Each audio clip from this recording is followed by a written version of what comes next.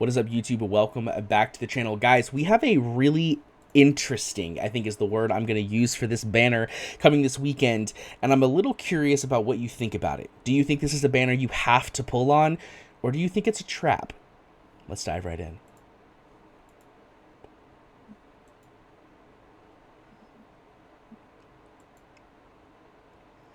And welcome back, guys. Like I said, we have an interesting banner coming up this weekend, and it is a cause for concern about whether or not we should be using our summons on the banner.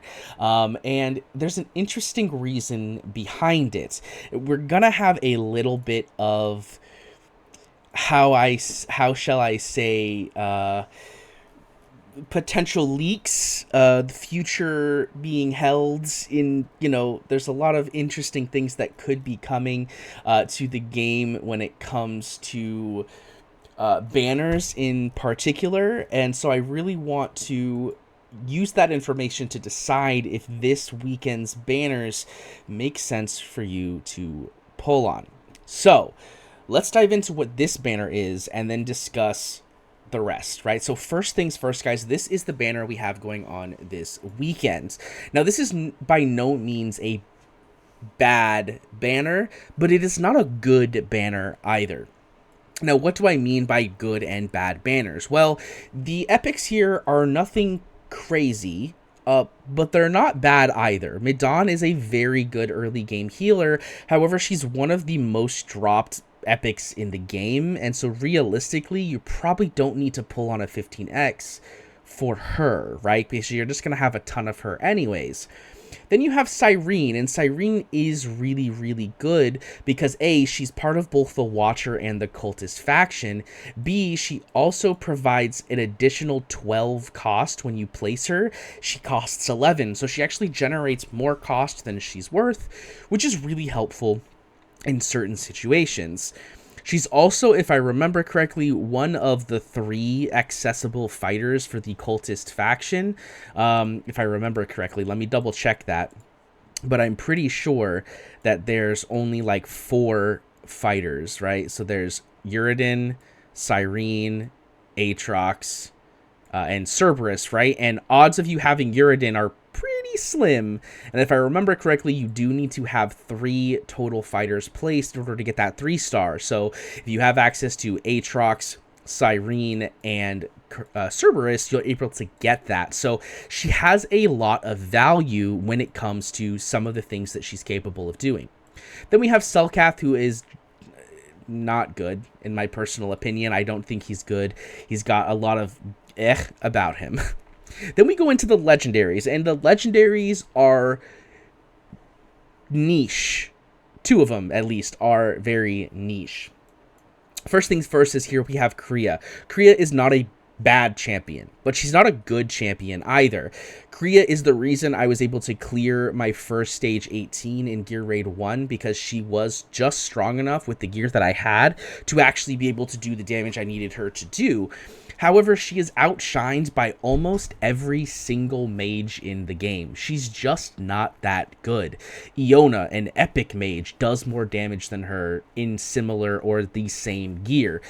And so she's not the greatest champion in the game. However, she is good, she is usable, and if you don't have a mage, this is not necessarily the end of the world if you happen to pull her. But let's talk about sort of the problems with pulling her, right? If you have literally any other mage in the game, pulling her is not going to feel that good, especially when you're going for maybe one of the best champions in the game that's on this banner in Silas. So she's okay. She's not the end of the world. If you have any other mage, highly recommend skipping if your goal is to pull Kriya, because really she's just not that worth it.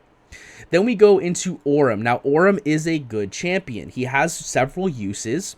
A, he's a defender, which means he will help you in the tank codex. Problem is there's a lot of defenders, and realistically, he's not in the top 6. And so he's good, he's usable. If you only have 5 defenders, yeah, he'll be helpful in the next codex that comes around, assuming you don't pull a 6th defender in that time frame. B, he's mainly a DPS style tank, right? Which is weird, right? Because he focuses a lot on crits and dealing AoE damage, and he applies crit rate and crit damage to allies, which is cool, but nothing super crazy. However, he does prove very helpful in Infernal Faction Trials. The difference here is, though, is that Titus can do the job that Aurum does and is much more accessible than Aurum is. So I think Aurum is awesome because I love dwarves and I think he looks amazing, but realistically his kit's not crazy. It's nothing to write home about, and his awakens are not that crazy either. A1 is decent, right, because you get a guaranteed crit hit, which is awesome.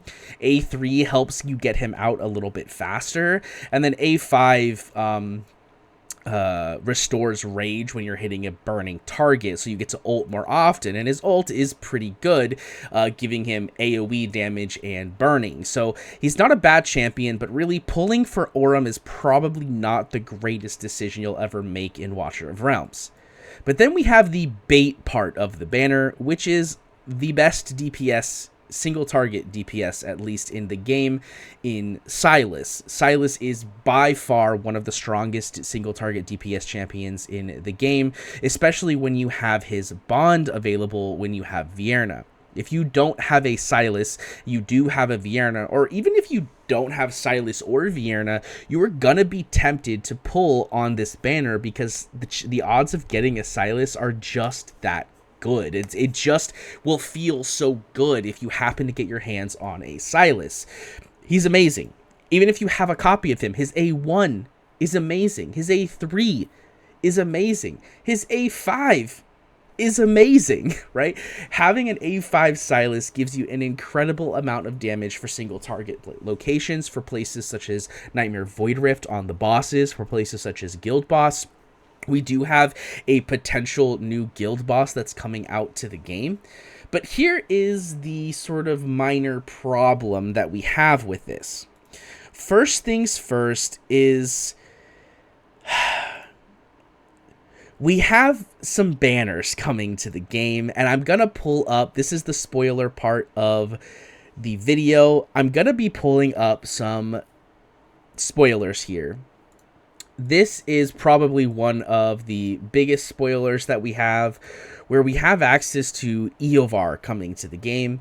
And even though Eovar is going to be an ancient summon, the fact that he's coming to the game means that there's a good chance we're going to be getting some potential new piercers coming to the game, where Silas may be dethroned. I doubt it, but it's possible.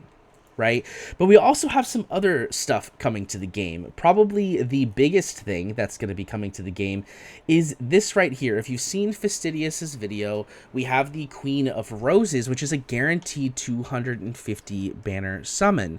Now, I don't think we have an official date as to when this is coming out, but saving your summons for a champion like the Queen of Roses is probably going to be better than the potential to pull a Silas, especially when there's a very small chance that it's going to be Silas when you've got 3 legendary champions on a 15x banner.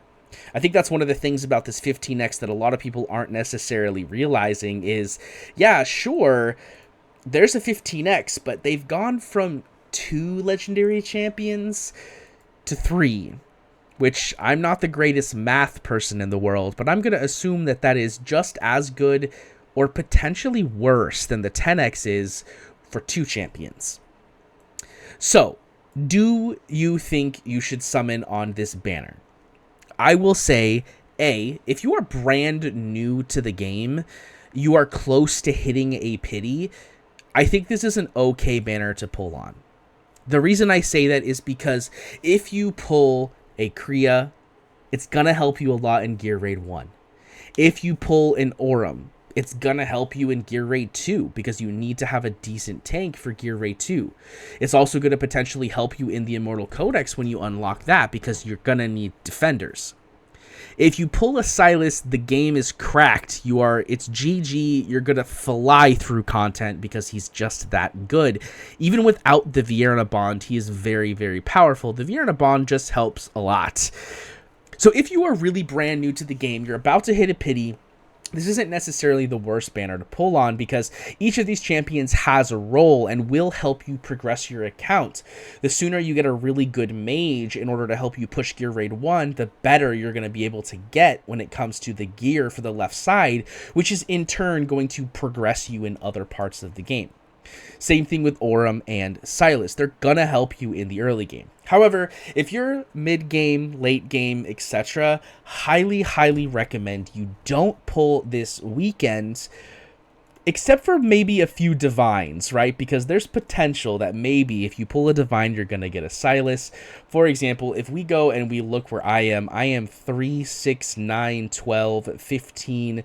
I'm 15 pulls into pity for divine. So there's a good chance, because of the way that this works, right? This 12 is when it starts, so I'm 13, 14, 15. That's an additional 6% on top of the base 6%. So that puts me at a 12%. My next pull will be a 14% chance at pulling a legendary. So there's a good chance that that legendary could end up being a Silas. And if it's a Silas, that gets me a 2, and I'll use my Soulstone to get to A3. And so that could be really game-changing for me. But for most people, it's not going to be that good. However, it does get me A3 on Aurum if I pull Aurum, and for Kriya, it will get me A1, which is a little bit helpful because you do have the anti-healing potential in Kriya there as well. So, ultimately, long story short, guys, this banner is very good for the early games. However, I do think for almost every player in the game, whether you are a free-to-play, whether you are a whale, a kraken, whether you are, you know, a mild spender, whatever, and whether you're in the early, mid, or late game, I think this is probably a banner that is meant to bait you into pulling, because there's so many good banners coming up, they want you to spend on the other banners. So I highly recommend you avoid this banner, even though Silas is on it. Anyways, guys, if you liked this video, hit that thumbs up button to let me know. Leave a comment down below with, are you going to pull on this banner? Or are you going to take my advice and skip? And also don't forget to hit that sub button, because we are making that huge push for 5,000 subscribers by the end of the year. And every subscriber counts. We're making it really close to that next milestone of 2,500. I hope you are a part of that 2,500 subscribers. When we get there, we might be able to do some sort of giveaway. We'll have to see what happens. But guys, that's it for me today, guys. I really hope you enjoyed it, and I'll see you in the next one. Peace.